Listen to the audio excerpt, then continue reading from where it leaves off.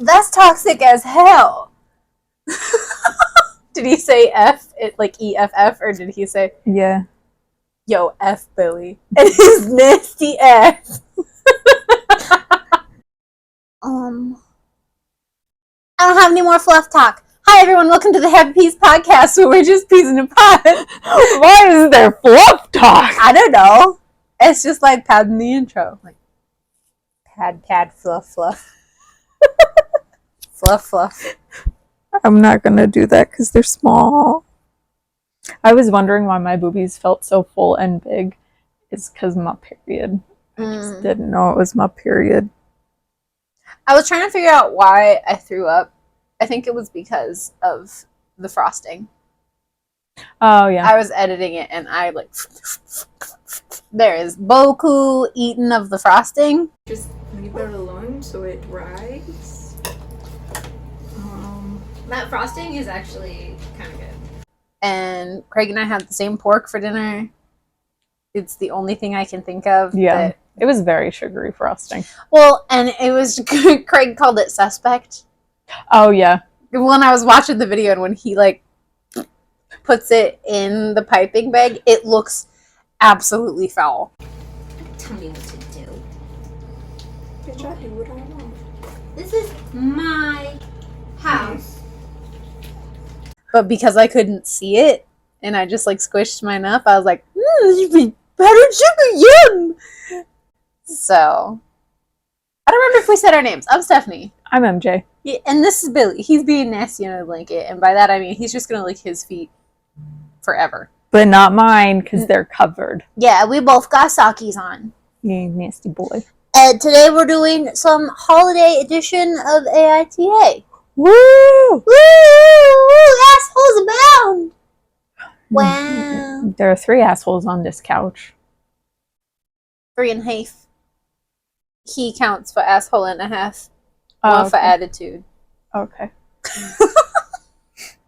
The first one that I have, so I actually have like a whole bunch. Here's the thing. I'm tired, Uh-huh. but also I have not been able to focus at all today. So, the first one comes from LMT2303 from r/mytheasshole. And it's, am I the asshole for refusing to go to a Christmas party after my husband brought up concerns about my old life? I don't understand. Were you a sex worker? But also, if you were a sex worker, that's valid. And we see you and we love you. I, 37 female, and my husband, 52 male, have been together for 9 years. What? So to backtrack that, 28 and 43. That's not too bad. No. Like, I did the math and I was like, because at first I was like, oh! And then I thought, that's not terribly different from me and Craig. Yeah. At least it's 28 and not like 18. Right. This is a bigger gap. They're 15 years. For a little backstory, when we met, he was my next door neighbor and I worked at a gentleman's club and I was working on my degree in holistic medicine. When we got together, I quit working as I was finishing my last few months of my degree and everything was going smoothly. I had been working in my field for the last 8.5 years, consistently in my own private practice, and I haven't looked back at my old life. Fast forward, he's been working his job for over a year, and this is the first time he's been invited to a corporate company party that was not during business hours, and we were both excited to go. The day before the party, I told him I had taken off of work so I could go shopping for a Christmas dress so I could be appropriately dressed, since mostly these days I only ever wear scrubs.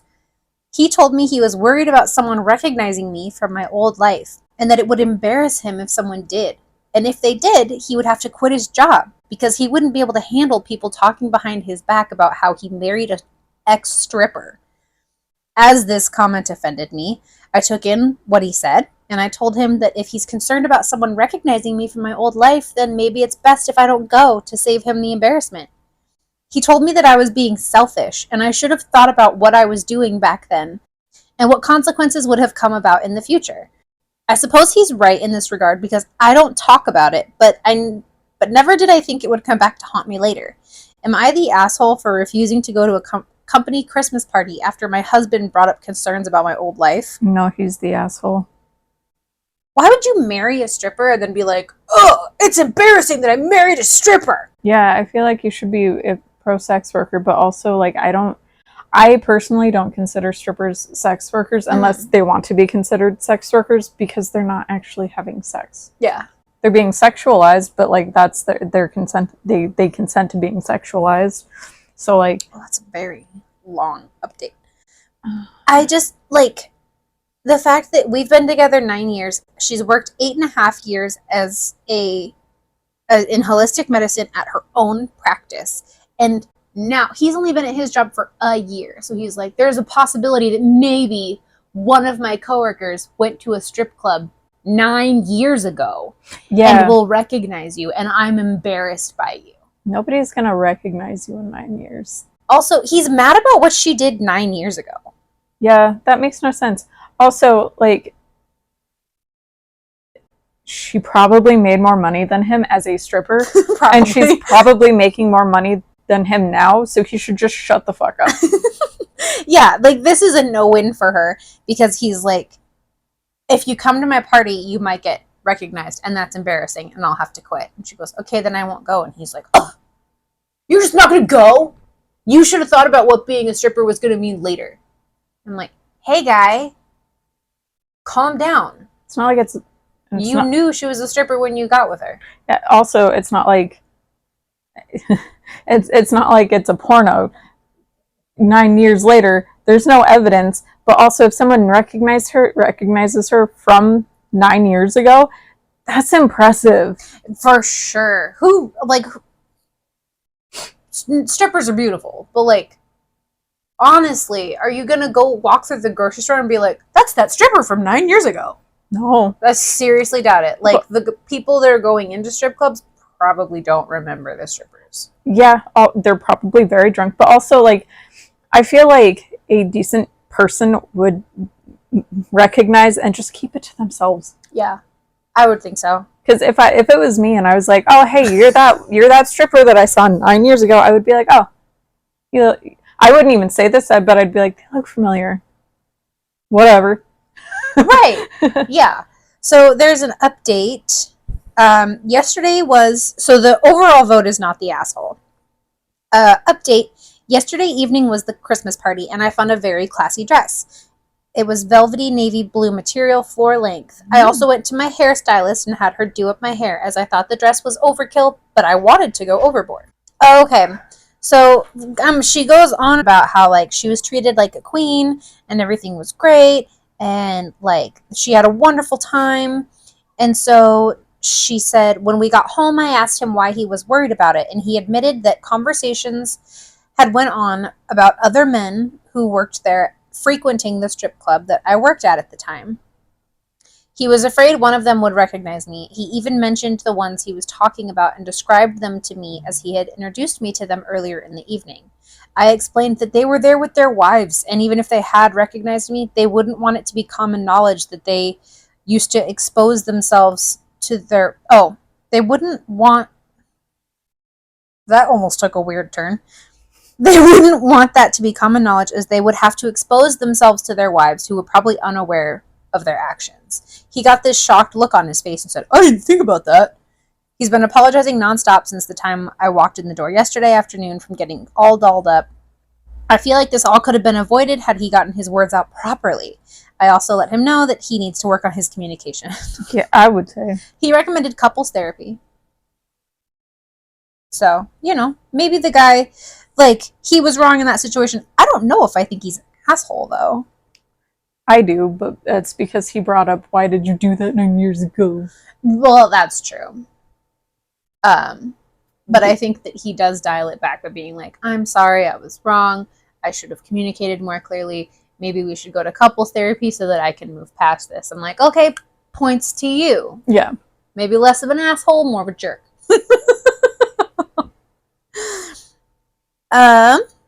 What are you sniffing? Oh, you can keep sniffing, and I didn't mean to distract you. Boop. This one is from Leslie Lee 23. Would I be the asshole if I refused to travel home for the holidays to be with my family?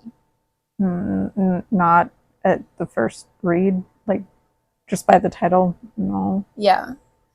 My name is Leslie, and I'm a transgender female, 25 going on 26. I have known, Congratulations. right? I have known and struggled with my gender identity ever since I was young, around 10 or 11, and I came out to my friends at 19. My mom, 49, and dad, 50, are still together and very happy. I'm the eldest, but I have a younger sister, 19, Abigail, and a 15-year-old brother, Mark. I came out during university after a talk with my therapist, but was forced to move back home when coronavirus first hit. A few months later, I came out to my parents, who did not take it well. My dad said I had to either closet again until I moved out or leave immediately. I chose the former, as I didn't have enough savings, nor a place to go given the place the world was in.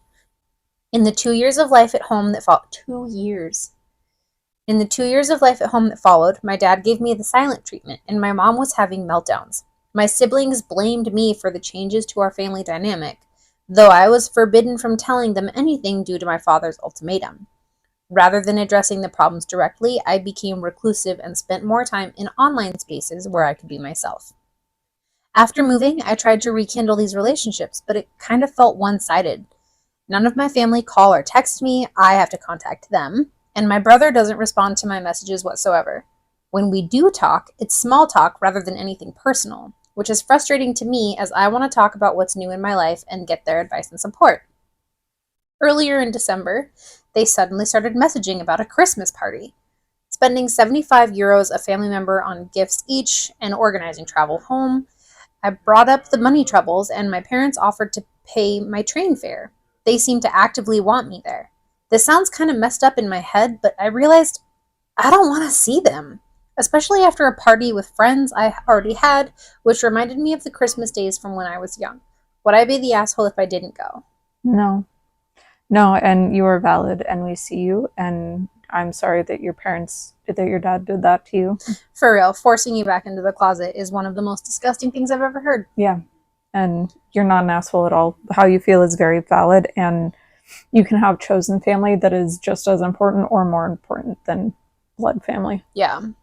Well, and like where they say, as they've thought about it, they're like, I don't really want to see them. I'm like, well, yeah, because your dad is toxic. Your dad forced you into the closet or be homeless. Your mom, A, let him, and B, started having meltdowns. Your siblings blame you for everything being wrong. Relationships are a two-way street. Mm-hmm. Like, if they're not reaching out to you, it's not your job. Stop reaching out to them. Yeah. Like, if they want to, they will. That, that kind of thing. Which sometimes I think is kind of a toxic mentality because if you... I don't know. Yeah, it is, and it isn't. I mean, I don't know. I think puts all the onus on one person, I think. Yeah, I think OP is not an asshole, and yes, like while they don't know, if their siblings know, their dad might have very well told the siblings. Yeah. Our next one's from Am I the Asshole? Username is KidSwap. I, female 32, have a brother, 38 male, who has a girlfriend, Claire, 35. Claire has a daughter, Ruby, 8, who has additional needs, and I have a daughter, B, who's 4. We are all, along with our parents, going to be on a family holiday over Christmas. Claire was originally not bringing Ruby as she was meant to be staying with her father, but her dad's a flake and canceled, so Claire is now bringing her. For context, Claire loves my daughter, which is great. She will volunteer to babysit her, unprompted, but I don't need babysitting as I'm a stay-at-home mom, and my mom's nearby for emergencies. Whenever we see her at events, she always wants to play with B. B loves her, and it's nice to see, but it's noticeable how she'll spend a whole afternoon fussing over B, even when me and my husband are perfectly capable of looking after her. But again, she's great with B, so we don't mind. A couple of days ago, Claire and I were texting about what to pack for the trip, as I was lending her some clothes. During this, I sent her a picture of what I was packing for B to give her some ideas of what Ruby needs, and Claire said she was really looking forward to seeing B. She then suggested for a couple of days during the holiday we do a, quote, kid swap, where we babysit each other's kid for the day. I was immediately not keen on this idea as I've only met Ruby twice and I know nothing about her needs or how to properly look after her. Also, I come on holiday to spend time with my child, not farm her out to other people. I skirted around the issue, saying we could definitely do things together, but Claire kept pushing me to agree. She wanted her and Charles to take B for a day to go ice skating. This back and forth went on for a while before I finally said, "No, I'm not letting you borrow my child. You already have one." Claire said I was being unfair and she deserves a break and an enjoyable holiday. She then said she didn't want to borrow my clothes anymore and has stopped texting me. Charles is now saying she's very hurt that I won't let her take B out and Claire adores her. I said that's not the point. I'm not comfortable caring for Ruby on my own, and frankly, I find it odd that Claire's idea of a break from parenting involves babysitting another child. Charles says I'm massively over dramatizing this, and babysitting Ruby for a few hours doesn't need a degree, and I should just help Claire out. Now I'm wondering if he's right. Am I the a-hole? I hesitate to say yes because not knowing Ruby's needs and having only met her twice, it's very valid to not feel comfortable until, you know, you've spent more time and know her needs better. It was very normal for me to spend time with aunts and uncles. So it's weird for me that she wouldn't let her sister spend time with her daughter, because like a lot of my time in the summer was spent either with my grandparents or with my aunt and uncle. Right. But in that situation, were you with cousins, if you have any? Or were the cousins gone? So with my dad's side of the family, yes. With my mom's side of the family, no, I wasn't with cousins. Okay. So, because what I'm thinking is, like, when I was with aunts and uncles, I was with my cousins too. Yeah. Like, it was a visit for me to see them. What I think is super weird about this is that she loves Claire. They spend all this time, Claire and B just love each other. They spend all this time together. Oh my goodness, they're just best friends. OP has only met her niece twice. Yeah. Yeah. Why is that? Yeah. It could be OP's choice. It could be the mom's choice. I mean, the vibe that I get off of this is that Claire is trying to escape her daughter and like pretend that B is her daughter. Yeah. And that's gross. Yeah, that's very gross. Like, Claire comes over to OP's house without her kid and is like fussing over OP's kid. And so OP is spending time with their sister-in-law, but not their niece. Because she doesn't want to be around her. Like, it feels like the mom doesn't want to be around her daughter. Yeah. And so she's just like surrogating. Yeah. I'm like, ew. Yeah, that is very, very gross. I don't think OP's the asshole. I understand where she's coming from, like, especially because when you're with I don't want to say special needs, but when you're with someone who is on the spectrum, you don't know what makes them like have an anxiety attack. You don't know what they need to regulate. You don't know what they need. Yeah. So yeah, I read that earlier and was like, ugh, I feel weird about this. Yeah, that is gross. Trigger warning.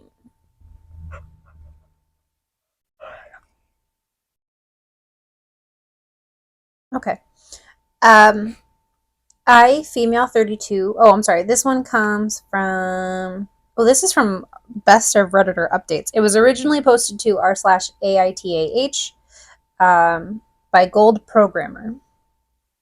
I, 32 female, have been with Kyle, 37 male, for 2.5 years. We got engaged 6 months ago. Kyle has been divorced for over 5 years. He was married to Elena, 37, and they have a son, Grayson, who's 8. Elena has a toddler from a guy she met after her divorce and briefly dated, named Ella, who's 2.5. Grayson's a wonderful kid. He has his room in our house, and he's so loved by all of us. Kyle and Elena are good friends and co-parent very well. The problem I have is she's everywhere.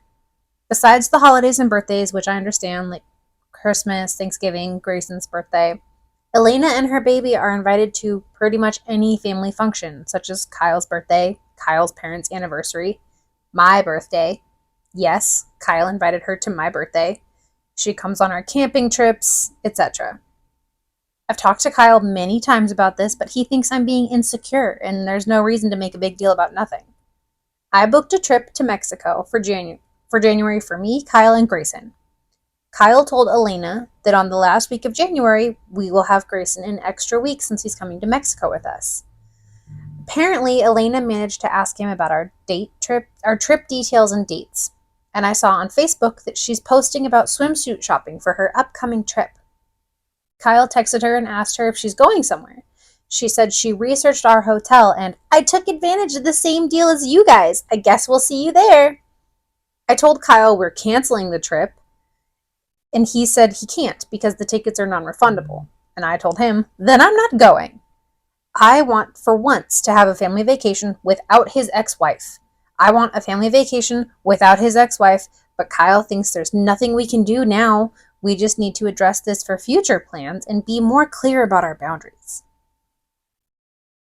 Am I the asshole?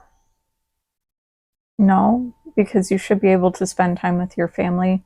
I think that she's reading into the relationship a little too much, but also because, like, obviously there's going to be some overlay with sharing a child, but like going on family vacations is weird.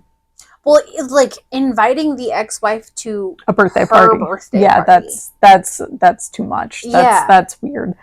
But like being at things where like the shared kid is gonna be there, that makes sense. Except for like the birthday, because that one's weird. Yeah. So let me see here. NTA. NTA.